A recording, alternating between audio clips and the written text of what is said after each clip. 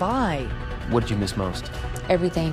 My kids, my mom and dad. Will this be her last chance at freedom? You're going away for life and you're coming out in a pine box. It's 10 o'clock at night, and while most of us are at home, Alyssa Bierkel is at the office. My motto is I'm never gonna give up. I will find a way. An attorney with the California Innocence Project, Bierkel is so devoted to crusading for her clients' release from prison that their cases literally move her to tears. How do you tell someone that even with that evidence of innocence, they're gonna die in prison? In this case, that someone is Kim Long, a Southern California emergency room nurse, a mother of 2 little ones, found guilty of savagely killing her live-in boyfriend 13 years ago. If it can happen to someone like Kim, who's a nurse in the community, who's a mother, who's just your average American family, it could happen to any one of us. And that's what's scary. Nurse, mom, daughter. That's the portrait of Kim Long her attorneys want you to have. But the prosecution has painted Long as a drunk, an aspiring biker chick, and brutally violent. I'm not that person. I'm not a mean, malicious person. So who's the real Kim? She agreed to talk to us, so tonight you can form your own opinion. Now it's about being natural, and it's about conversation, and about being you. I never care how I look. Really? No. The affable demeanor and self-assured voice of the former nurse, a far cry from the frantic tone you hear in her 911 call from October 6, 2003. Oh my God! Screams of disbelief as Kim describes the body of her boyfriend, Ozzie Condi, brutally bludgeoned to death on their living room sofa. I always have to relive it, and it's so hard to do, you know? After 13 years, it's just not any easier to explain what happened.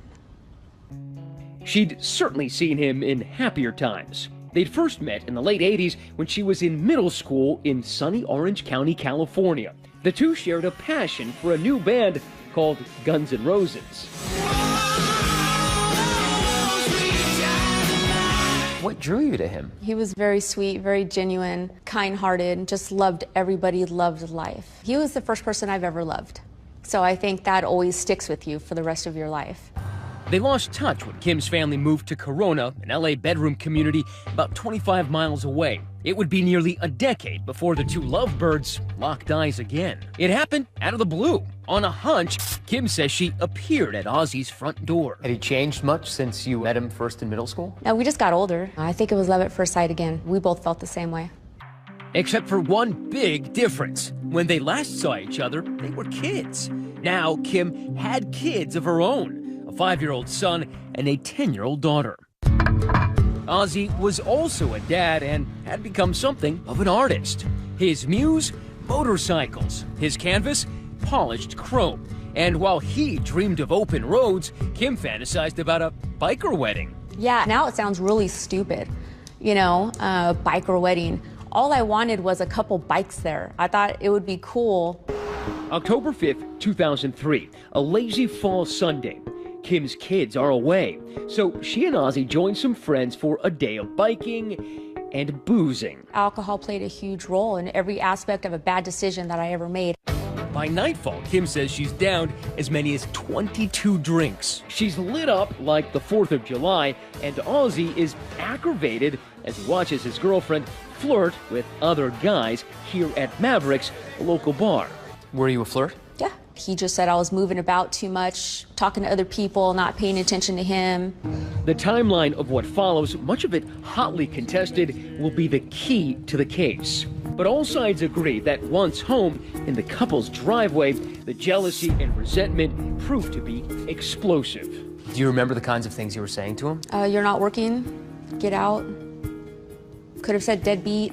I said some pretty mean things to him. I mean, he was in between jobs. So I just had a lot of ammunition.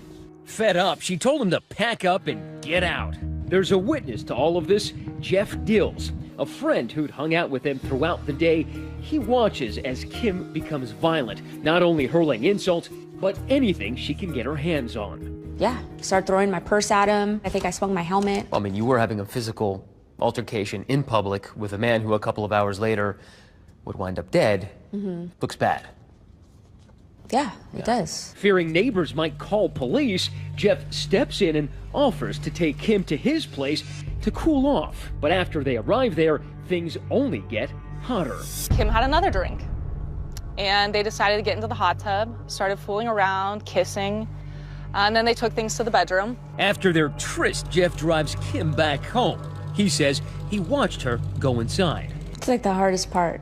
The door was unlocked, and I walked into the house. And so I could see Ozzy laying on the couch, and I called his name, and I saw a big blood stain on the couch. She says when she sees a gaping gash on his head, she freaks out. I ran outside for some reason thinking I can catch Jeff. And I remembered going into the kitchen, getting the phone, and calling 911. The call was made at 2:09. I just came home. He's bleeding. I don't know what's going on. He's still breathing. He's wrong. I think you can give him medical attention. I can't give him medical attention. What's wrong with him? Did you think of rendering first aid? Doing anything? I'm just panicked, and I need somebody to come and help me. After being cooped up in the interrogation room for hours, cops begin to question Nurse Long. She's still drunk from her 12-hour bender, but she's clear-headed enough to demand some answers. What the happened? That's what we're trying to figure out, Kim. Oh, God. I don't understand any of it. She describes that day's events, but is oddly reluctant to specify who she was with. Who were you riding with? Friends? What are their names? That doesn't matter. When the interrogation resumes, Kim is inconsolable. Ozzy's lost his life. She's lost her love. You know how my life is now. He was it. He was it. I have nothing. We were gonna have a bike away. Everything was perfect. He was my match. Well, that depends on your definition of perfect. Police are putting the squeeze on Kim for killing her Mr. Right. But were they looking in the wrong place? Coming up, the tale of the angry ex. And if anybody was going to kill him, it'd probably be you. And as you're about to see, he's not the only person with a possible motive for murder. Hello, I'm Elizabeth Vargas. David is on assignment tonight, and we're live on Facebook and Twitter, so join our conversation. As Kim Long works through her last chance, do you think she did it? Stay with us. 2020 continues with more of Her Last Chance. I've been at the police station since 2 in the morning. This is the The first party time is over for Kim Long, but her quality time with Corona police is just getting started. Oh, life is over. He was my life. As she bounces off the walls of this interrogation room, her belly still full of booze. She's not just under the influence, but under suspicion. Is this the case of if you find the body, you're automatically a suspect? That's almost automatic in law enforcement. You have to put that person as a potential suspect until you can rule them out. Former FBI agent and ABC consultant Steve Gomez has studied the police file. They get the autopsy back, and what does it tell them? The object that was used to strike Ozzy was some type of long object, such as a bat or a golf club. Could a relatively petite 5'3", 4 woman who weighs 130 pounds, could she have done that? If she was angry enough, absolutely she could have done this. We return to the house with Bill Sylvester, an investigator for Kim's defense team. The crime that occurred was in this room. The current residents allowed us inside. All right, so this is very similar to the way it was, and the argument is this is where the suspect was, doing something like this. There were blood spatters found on every wall in this room, ceiling, the floor, this door, and out this door into the garage. Two things are noticeably absent at the scene. For one, the murder weapon, which to this day has never been recovered. And two, despite the bloody crime scene, not a speck of blood was found on the cops' prime suspect, Kim Long. Not on those jeans, that black shirt, that belt. Can you understand why police found that a little suspicious? I mean, Not you were really. so clean that something smelled rotten. Well, that's just because I wasn't there when it happened. The cops begin to formulate a theory that Kim came home still angry, beat Ozzy to death, disposed of the murder weapon, and cleaned herself up before dialing 911. But she's got an alibi witness. At least she thought she did. Jeff Dills, the biker friend who brought her over to his house and into his hot tub that night. Did anything happen in the jacuzzi? No. Do you and Jeff have anything going on? No. Well, that's not true. And when Jeff Dills comes in for questioning, his story isn't just different, it's damning. Did she say anything about not to say anything about the night before? She says the cops are going to want to talk to you. I said, that's fine, no problem. And then I said, did you tell them that we She says, no, I didn't. She said, please don't tell them that. Why lie about having sex with Jeff Dills? You're possibly a suspect for murder. Yeah, I was just embarrassed. Like, who wants to tell him, oh yeah, by the way, I ran off with some other dude. Having sex with somebody doesn't make you a murderer. True, but your lover's statements just might. Dills continues to bury Kim, telling police she had a motive. She's, man, I could just kick his you know, that kind of thing. Or I want to kick his I don't remember the exact words. And worst of all, opportunity. Dills tells cops he dropped Kim off back at the house much earlier than Kim claimed. He says he knows because he checked the clock when he got home. I remember noting the time was 1:36. I'm thinking going backwards from the 1:36, I had to drop her off between 1:20 and 1:30.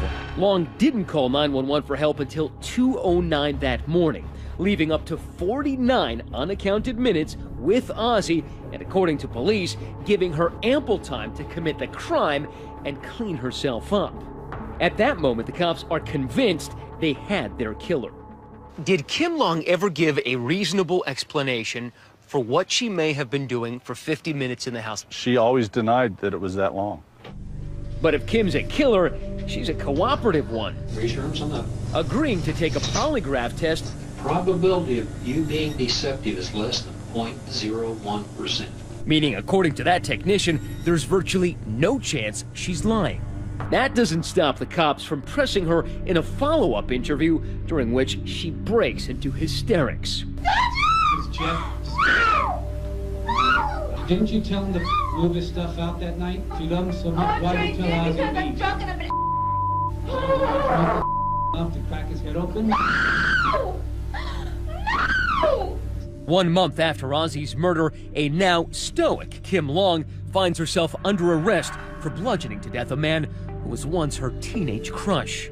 I'm gonna remain silent. I'm not gonna say anything at all until I have a lawyer attorney with me.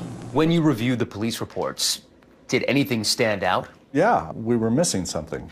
I remember going to the attorney and say, this cannot possibly be the whole case. Somebody did it, and the real problem that we have in this case is investigators and the DA developed tunnel vision on one suspect.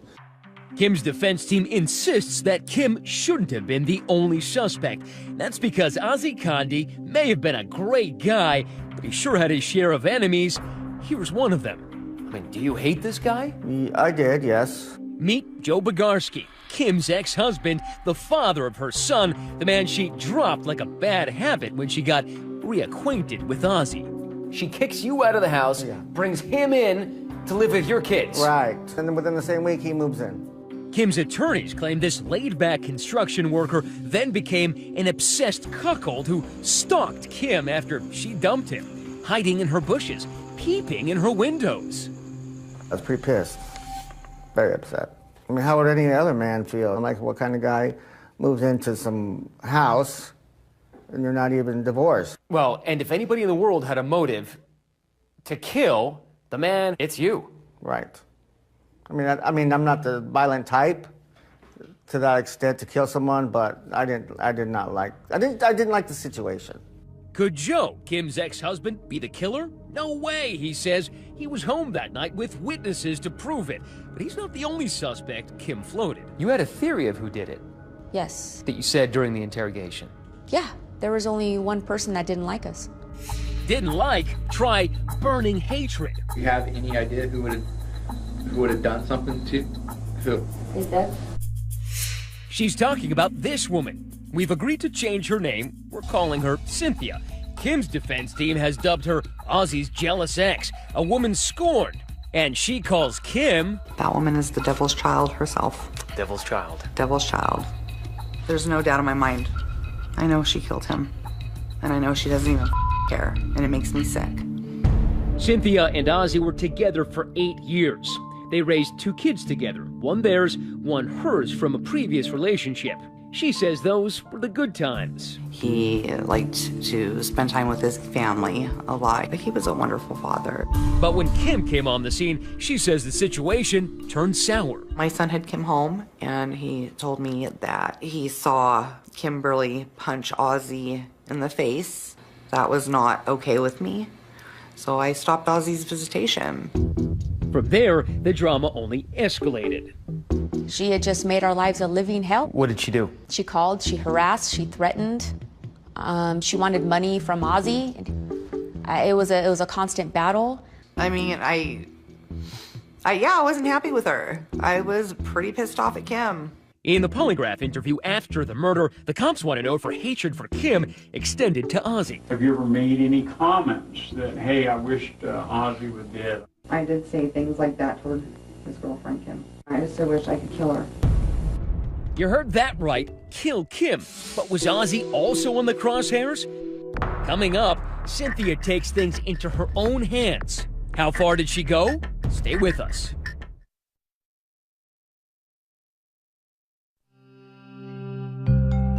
Just how furious was Ozzy's former girlfriend, Cynthia?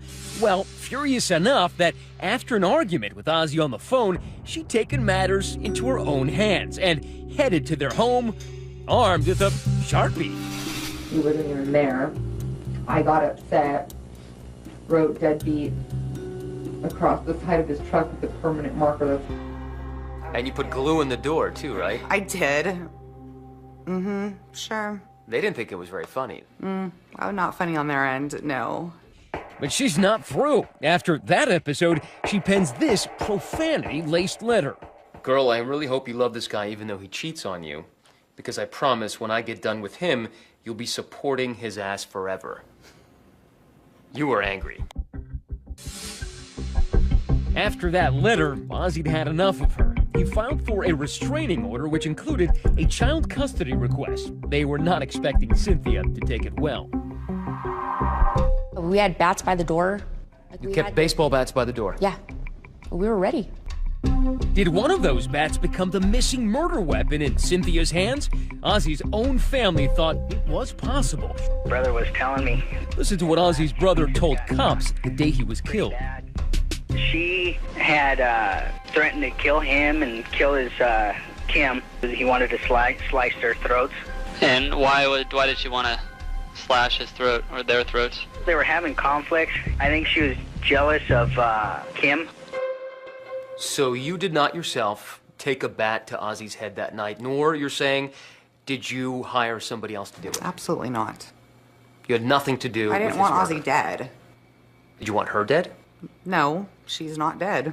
Well, it doesn't mean it succeeded. Dead. I don't want anybody dead. So who done it? Cynthia, the bitter ex-girlfriend? Joe, the humiliated husband? Or Kim, the hard-partying nurse and the only one who's been charged? It fell to the jury in Judge Patrick Major's courtroom to sort it all out. Were you confident that you would get off? Yeah. Did you think, there's no way they're going to convict me? Absolutely. What gave you most confidence? Because I was innocent. By the time the trial begins, the prosecution's key witness, biker Jeff Dills, has died at the helm of his beloved Harley.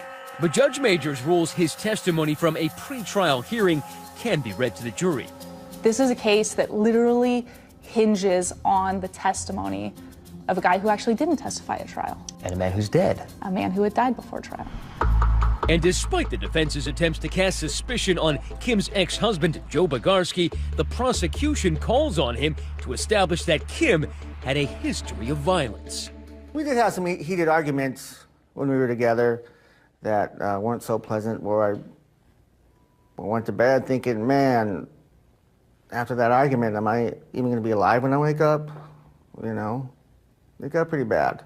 So you honestly thought that maybe she could kill you in your sleep? Yeah. Kim testifies on her own behalf well enough for that trial to end with a hung jury. 9 believed her, but 3 didn't. So the prosecution comes back a second time, once again bringing up Kim's lies to the cops, Jeff Dills' timeline, and the questions about her clothing. And what happened when you got in? I seen him on the couch and This time, Kim's defense pivots to the Cynthia theory. But it's an uphill battle. For one thing, jurors never learned that the results of Cynthia's polygraph were inconclusive. Regarding Ozzy, did you plan or arrange with anyone to have him killed? And then on the stand, she says she's got an alibi. She was on a date the night of the murder, dinner, and 90 minutes in a room at this Days Inn. The man that I was with testified in court to my whereabouts. I was with him. I was with him until well over midnight. In the end, jurors rejected Kim's lawyer's efforts to pin Ozzy's murder on Cynthia. Instead, on December 31st, 2005, as the ball dropped on 2006, Happy 2006. the gavel dropped on Kim Long. She was found guilty of second-degree murder. So when they said that, found guilty, I hate that image. I had to get it right. I had to get it right in my head real quick. You know, they're gonna put handcuffs on me, you know? You gotta get stoic, you gotta get strong. At sentencing, Judge Patrick Majors, who'd also presided over her first trial, delivered two surprise announcements. First, something that would leave even courtroom veterans dumbfounded. What did the judge say? Basically, that if it had been a bench trial, he would have found her not guilty or acquitted her. And then another stunner, sentencing Kim to 15 years to life, but allowing her to remain free on bail during her appeal. He said I never had a case like Kimberly Long, and that's when he let me go pending my appeal.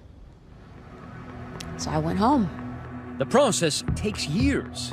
Finally, in February 2009, the California Supreme Court denies Kim's final appeal, and she's ordered to turn herself in. But nothing in this case is simple. On the day Kim is due to report into prison, she disappears. How do you turn yourself over to a life sentence? 15 to life means you're going away for life and you're coming out in a pine box. Next, Kim Long on the lam. Stay with us.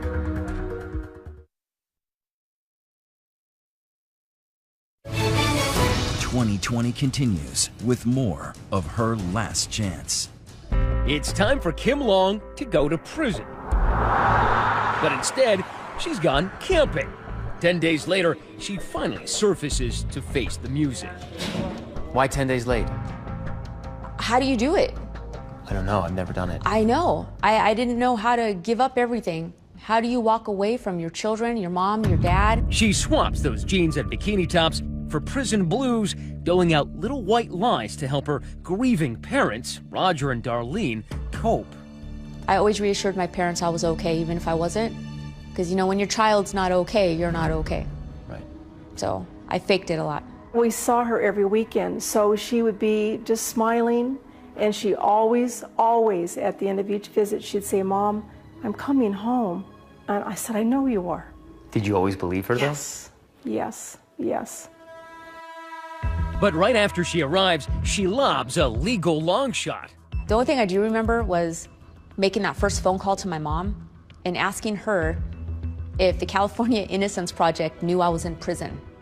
That was the first thing you said to your mother in your first call? Do they know I'm here? And are they coming to get me? The California Innocence Project is a clinic based out of the California Western School of Law in downtown San Diego. Its mission? To free wrongfully convicted inmates while training law students. This is our war room. We're down in the trenches. This is the place where the students are making phone calls, tracking down witnesses. This is where it all happens. Alyssa Bierko was just a law student when she first started shoveling through the endless documents in Kim's case. You have a judge saying, "I don't think the evidence is enough to convict." So there were all these interesting factors that kind of put up a red flag for us that this really could be a case of a wrongful conviction. The case against Odell seems pretty weak, and I think he's innocent. Wrongful conviction cases are common enough that the issue has seeped into pop culture. Exhibit A, this week's premiere of the new ABC drama, Conviction. The biggest difference between that program and this one, this case is real. In the beginning, when I would visit Kim, she was very distraught. She was, and I don't know how better to describe this than just like a caged animal trying to get out. But just like Haley Atwell's Hayes Morrison, Check out the lab that processed the leaf evidence. Alyssa would eventually make her job her mission. I tracked down every single lead I could come up with to figure out, you know, who did this crime, because a lot of these wrongful convictions, people want to know, well, if she didn't do it, then who did? Alyssa hoped the answer might lie at the tip of this cigarette butt found near Ozzy's body. The cigarette butt revealed unknown male DNA. It was likely male Hispanic DNA. It doesn't match the victim.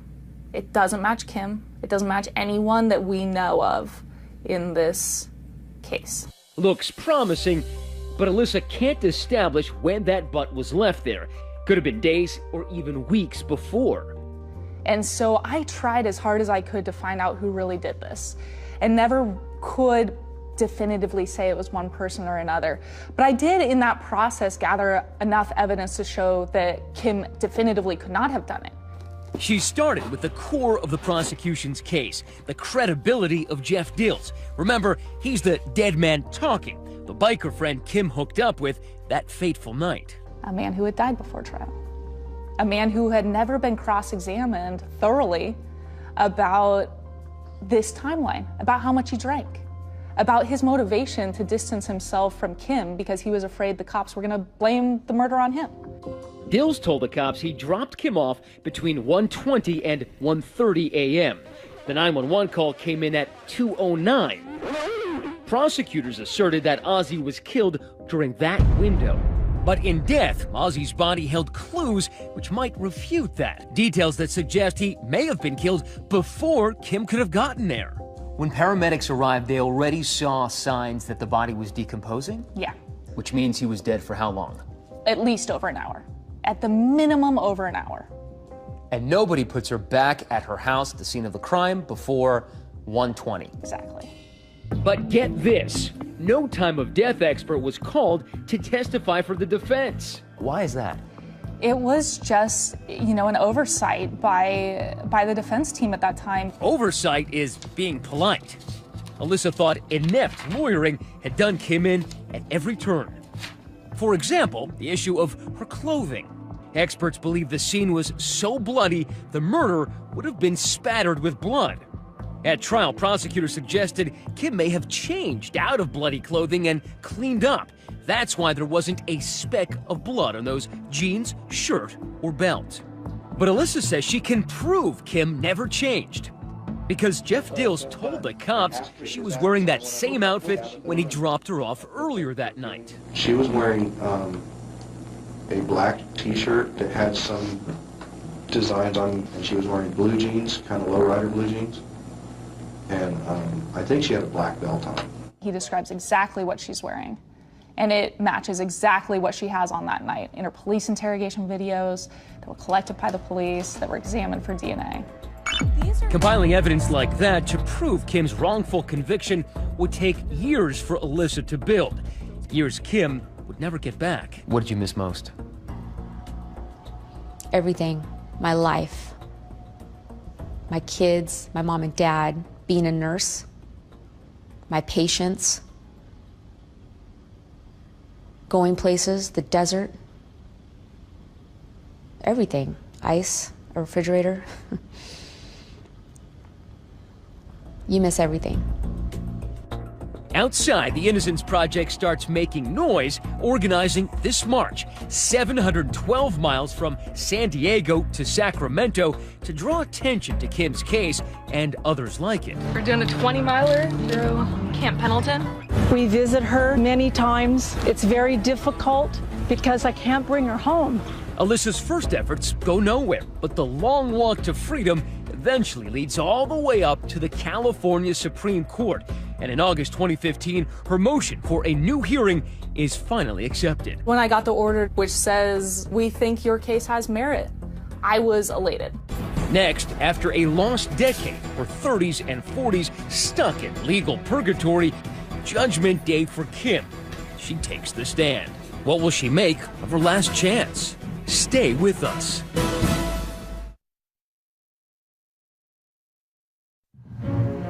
The stakes couldn't be higher.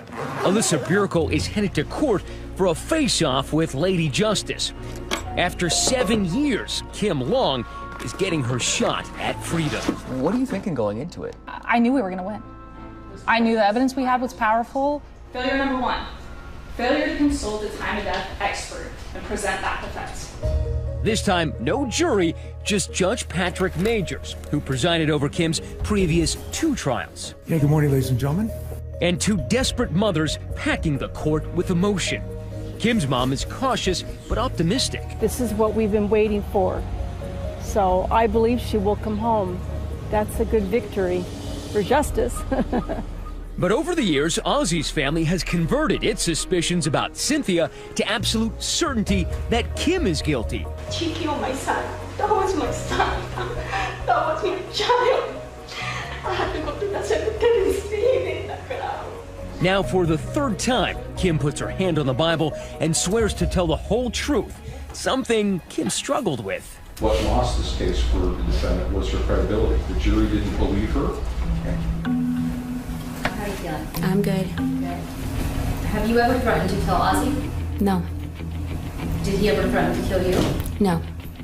Did you kill Ozzy? No, I did not kill him. The prosecution fires straight at Kim's Achilles heel, her inconsistencies, her lies about, among other things, hooking up with Jeff Dills. I try to always tell the truth. You try to always tell the truth, but you lied to the police about your conduct with Mr. Dills? The sexual conduct, yes. But the defense has an ace to play. That new evidence Alyssa discovered about the time of Ozzy's death and the proof that Kim never changed her clothes. And this primarily comes from the Jeff Dills interview where he describes what Miss Long was wearing. And what were you wearing that day? I was wearing large sandals that matched my black belt, blue jeans, a black shirt with ringlets on it that matched my necklace and my purse. And then the bombshell no one saw coming. The prosecution torpedoing its own case, backing away from its core theory that Kim Long ditched her bloody clothing after killing Ozzy. She never had any blood on her. I'm going to tell you right now, it's not the people's position that she changed her clothing. The people have seen additional evidence here that we weren't aware of before. What's amazing about this is that it seems the Perry Mason moment didn't come from the defense, it came from the prosecution itself. Yeah. They, in their closing argument, conceded that she did not change her clothes. If she didn't have blood on her clothes, the only reasonable inference is she didn't do it. After a 7-year quest to bring Kim home, Alyssa Burko is so close she can taste it. I am feeling pretty good right now. We've done a ton of work on this case, and it's all coming together and wrapping up tomorrow. The next day, in a crowded courtroom, Kim hugs the Innocence Project lawyers as she steels herself for the judgment. In the matter of Kimberly Long, I was like squeezing Kim's arm or her leg or something every time the judge would say something positive. I think we were both sitting there shaking a little bit. Alyssa translating the legalese. When it actually happened, I remember Kim being a little confused and being like, wait, what's going on? What happened? The judge continues. the judgment of conviction is vacated and a new trial will be ordered. You're thinking, is vacated good or bad? I didn't even hear it. I just was waiting for that, and that was never said. And then that's when I was like, what is happening?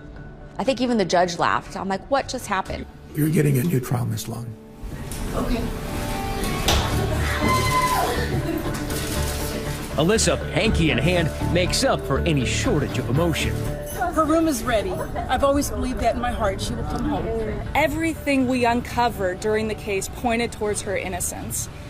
And this case also demonstrates just a total failure of the criminal justice system. As a small crowd waits outside while Kim posts bail, an Innocence Project intern has ironically brought a change of clothes. We're waiting for Kim to get out. So we got her these shoes and got her these jeans.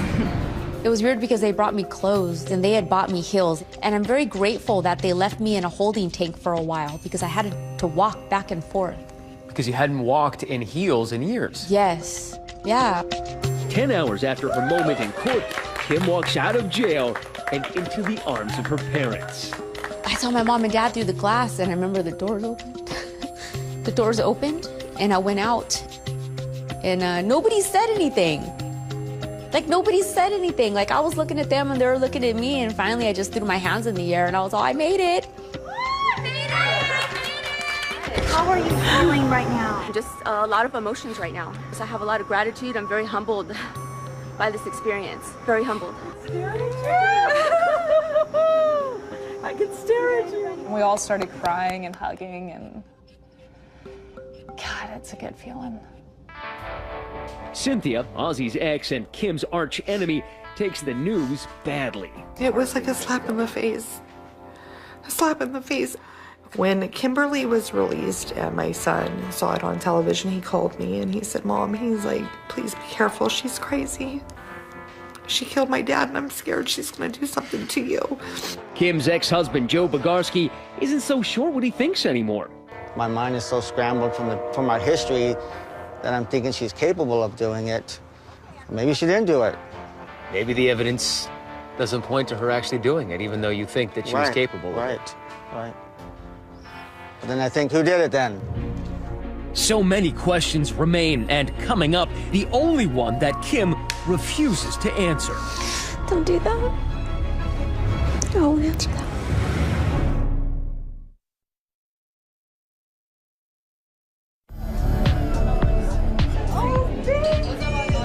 There's no playbook on what to do on your second day out of prison, so after beating a wrongful conviction for murder, Kim Long and her supporters are celebrating with a freedom breakfast. I've been watching the internet, or what do you say? Online. Yeah. Facebook. I don't know how to do all that, yeah. She may not be social media savvy, but she's had nearly 8 years to dream of reconnecting with the outside world. Thank you for everything. Every day. I knew I was going home, I just didn't know when. I didn't know how long it was going to take. She always told me, I'm coming home, Mom. Aside from spending time with family, it's the simple pleasures she most appreciates. There's nobody checking on me every hour with a light in my eyes. Today, she has 8 years of sobriety under her belt. That's no small undertaking for the former Hellraiser with a quick temper and a soft spot for hard liquor. In some ways, I guess prison is a great place to sober up, right? You don't really have the choice. Can you drink in prison? Absolutely. Everything is in prison. So even in prison, you had to practice abstinence? Absolutely. It's a choice. And I chose not to drink and not to use drugs in prison. Healthy living now replacing some of those old vices. But so many are haunted by the knowledge that whomever murdered Ozzy is still out there. One of the tragedies about this case, we may never know who killed the victim in this case. Kim tries not to think about Ozzy too much these days. 13 years later, those wounds are still raw. If Ozzy could hear you now, what would you say to him? Don't do that.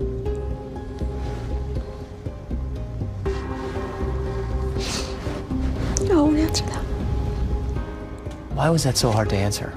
It still hurts to know the last words I said to him they weren't loving or kind, will disturb me for the rest of my life. A woman clearly still haunted despite being out of prison for now.